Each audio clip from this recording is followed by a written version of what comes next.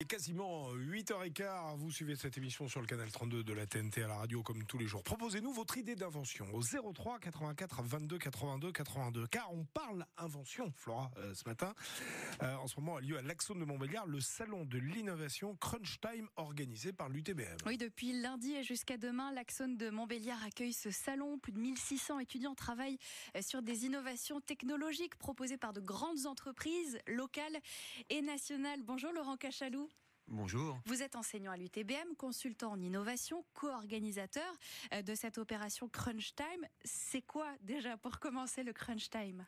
Eh bien, le Crunch Time, c'est un challenge d'innovation en version XXL qui est organisé par l'UTBM, l'Université de technologie de Belfort-Montbéliard, et qui réunit toute la communauté UTBM pour relever des challenges portés par des partenaires industriels. Donc des entreprises proposent aux jeunes de réaliser des innovations, c'est ça ?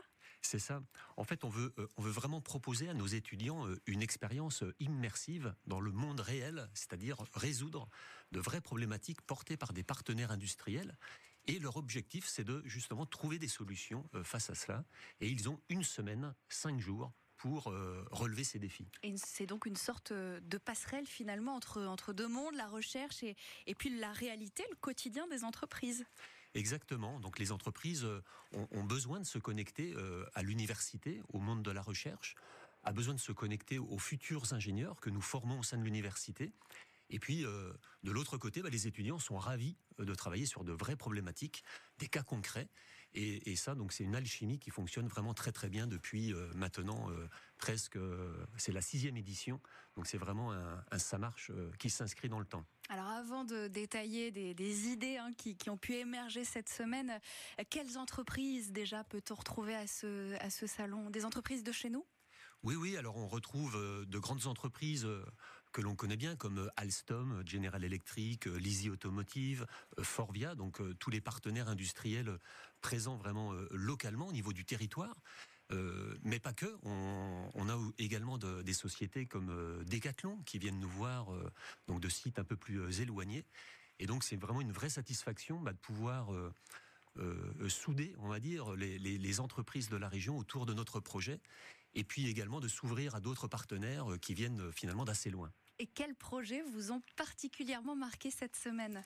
Eh bien, alors nous avons plusieurs types de projets. En réalité, on s'adresse à plusieurs domaines d'activité. Alors, par exemple, dans le domaine du sport, les étudiants doivent réinventer un système de pelle utilisé par les skieurs de randonnée en risque d'avalanche pour secourir quelqu'un. Donc, l'idée, c'est de créer une pelle qui se monte instantanément. On a, par exemple, des sujets en lien avec le handicap, par exemple. APF France Handicap, avec un sujet qui est de créer finalement des outils scolaires inclusifs pour des enfants en situation de handicap. On a également des sujets portés par L'Oréal, qui est venu nous voir cette année en portant 2 sujets. Et l'idée, c'est d'imaginer un nouveau système de recharge pour des sérums qui proposés donc à la vente auprès d'un public assez large. Alors moi, je retiens par exemple l'exemple de la pelle. Le projet est lancé, des étudiants vont se saisir de ce projet, ils ont la semaine. Alors ça marche ou ça marche pas, déjà j'imagine, parfois ça marche pas. Oui, en fait les étudiants ont, on va dire, l'obligation de développer toute une démarche autour de la créativité, mais on ne sait pas évidemment ce qui va en sortir. On leur met à disposition du matériel Exactement. Et donc il y a toute une séquence, on va dire, à suivre, qui se déroule sur 5 jours. Alors la première journée, c'est l'immersion dans le monde du problème, parce que les étudiants finalement découvrent le sujet le premier jour. Ils ne se connaissent pas non plus au sein de l'équipe, donc ils sont entre 8 et 10 étudiants à se saisir du sujet. Exactement. On veut vraiment les placer dans le vrai contexte d'une première semaine en entreprise, où finalement on ne choisit pas ses collègues, on ne choisit pas les sujets sur lesquels on va travailler. Et donc on veut vraiment développer chez nos étudiants des compétences transversales vraiment essentielles au monde de l'entreprise, qui sont travailler en équipe, savoir se saisir de problèmes et trouver des solutions. La deuxième journée, elle est dédiée à la créativité. Et donc là, on leur demande vraiment de s'ouvrir totalement, d'explorer. De lâcher les vannes. Oui, c'est ouvrir les vannes. D'explorer le champ du possible, de trouver un maximum d'idées. Et donc, durant toute la semaine, le porteur de projet est là aussi pour aiguiller, guider, accompagner les équipes. Ensuite, on demande aux étudiants de concrétiser, de matérialiser leurs idées. On veut vraiment les inscrire dans le faire, dans le monde réel. Et quand on concrétise des idées, finalement, on fait ressortir de nouvelles problématiques. Et de manière itérative, comme ça, on arrive à améliorer les produits.